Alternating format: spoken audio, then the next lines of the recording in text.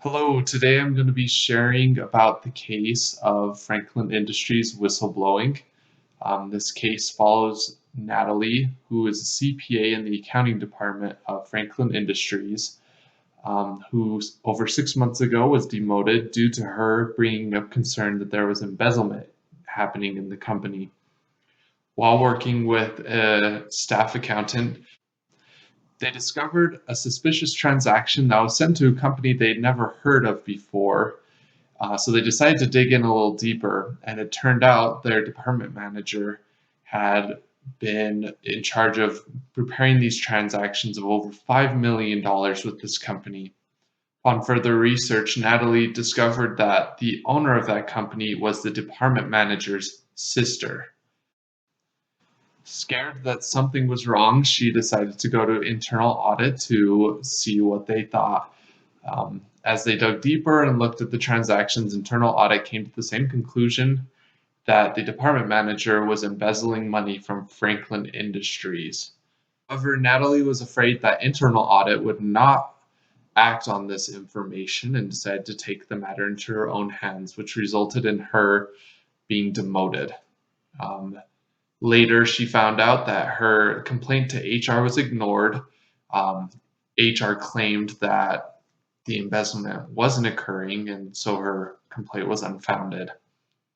With feeling frustrated, she went out to lunch with her friend and just talked about what was going on. And her friend suggested that, due to company culture, which was don't rock the boat, that she should drop the matter and move on.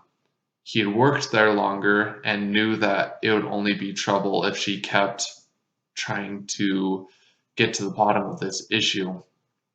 He also explained that the board of directors was made of insiders, and the head of the board was the CEO. And the board of directors would basically let the CEO do whatever he wanted. The next thing I need to ask myself is, what would I do if I was Natalie? First off, I need to decide what arguments am I going to need to counter as I voice my concern. One of the biggest arguments that Natalie has faced so far is don't rock the boat. The second argument is that the embezzlement hadn't occurred.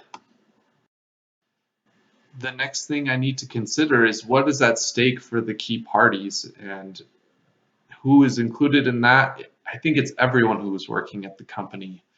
What's at stake is that people could lose their jobs if this embezzlement is found out. Things can be corrected, but if not, a lot of money is being lost from this embezzlement.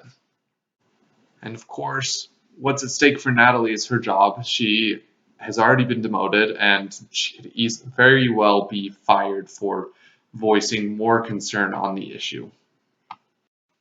Now I need to identify levers I could use to influence those who don't agree with me. I think one of the biggest things I could use is, do you want to lose your job? Um, or are you just going to ignore this embezzlement and turn a blind eye just because you don't want to cause trouble?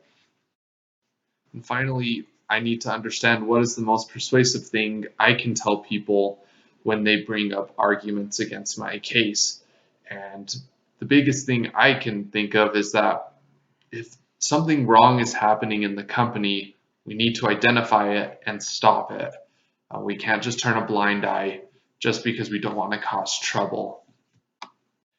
If I decide not to go internally to report this due to fear of being fired, I'm not sure that Natalie or I would have a strong case under the Dodd-Frank Act. This act involves bringing evidence and writing a formal report and submitting it to the board of directors.